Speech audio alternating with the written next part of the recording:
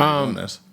Talk to me about, because like I feel like throughout the history of like my, watching wrestling, like wrestling has always been, it has always felt in the way that like black wrestlers are depicted on TV, it has always felt a little racist. Like, especially like when we were growing up, like there was always like, it felt like anybody who would come in would have to have like a shtick that was like super like stereotypical and like. It felt like we had two archetypes. Yeah, it was like you were either the blinged out dude or like the militant dude. And it was like, like, and obviously, shots of The Rock, who's obviously a wrestler of color, who kind of broke through a lot of that. But shots of Kofi Kingston for winning the championship, who, I know that was a big deal.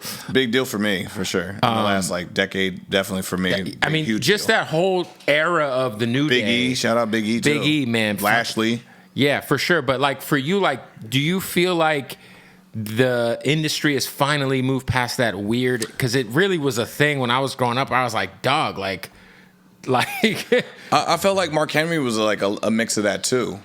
Like he kind of broke the mold a little bit. Because he was just the world's strongest man. He was just an athlete. Yeah, he was for sure. He was a big Ahmed Johnson too. When I was a kid, I remember watching Ahmed Johnson. Yeah. I can't really speak on like what stopped Ahmed from being like the world champion and stuff.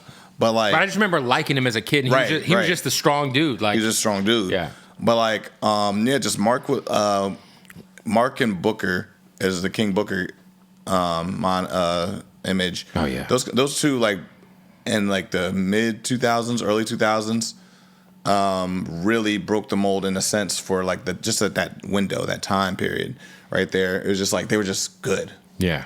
They were just good. They were just good. They were just good athletes. And Booker was just like so over the top, outlandish, like of a character that he felt like larger than life. He went larger than life with it. Sure. When Mark Henry, his in-ring performance made him larger than life. So those guys just like kind of found another niche into it outside of those stereotypical things.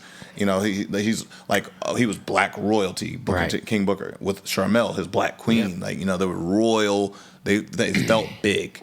And I always appreciated that for what they did, looking back on it and things like that. Like, so for me, it was just like, once again, where do I find my lane?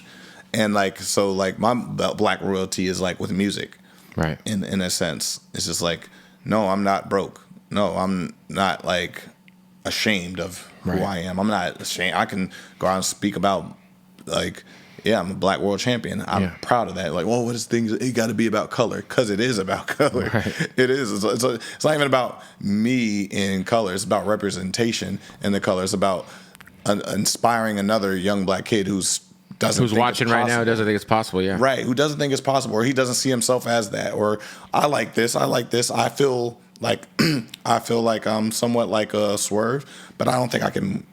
I don't think I could ever get into wrestling and be a world champion. Right. Well, now that inspires confidence in that kid, which is Swerve Confidence, my social media tag, for those kind of reasons. It's not like, yes, I feel confident about myself, but you can too. I want you to feel confident. I want you to be inspired and like have your confidence grow. Because a lot of I was with shout out Johnny Chris from Drinks with Johnny. I was with him yesterday. We had a great conversation about the fact that like, how did I grow to getting to where I'm at? I was like, well, I didn't set like the goal was this or fail. Right.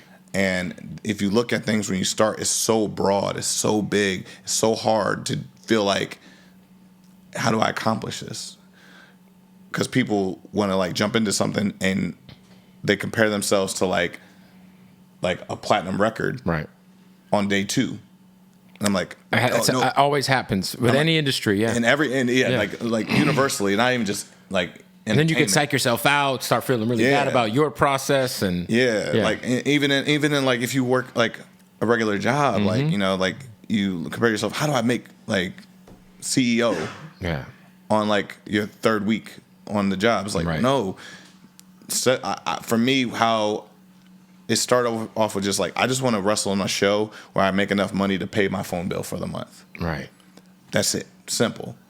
And then like, okay, cool. Now I want to try to pay rent. Yeah. Like what if I don't have to work anywhere else? Right. Right. Like what if I just like do enough to like, I just want to get on a flyer. Now I want to be the headline of the flyer. Right. Now I want to be like, you know, I want to win a championship. Mm-hmm. Now I want to win the championship at these indie shows. You know what? I want to drive out of state to a wrestling show and then get paid gas money. That would be a great accomplishment for me. You know, now you're driving to 6 different states in that radius. Now it's like, you know what? I want to get a flight now. Maybe I'll be good enough for someone to book me and put me on a flight. Oh, cool. Now I can fly kind of like an hour away. Right. I'm getting flights now. I want an overseas tour. Now your confidence is growing because now you know you can make that money. You know you can pay off this. You know you can pay rent. You know you can. Now you probably can buy lease a car.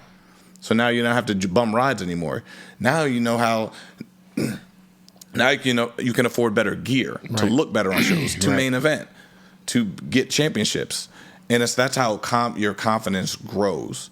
And that's for me is really where I felt like I know I can do this now. When you don't think that you can pull something off, you don't think. So when I get to like AEW, like, no, I know I can do this.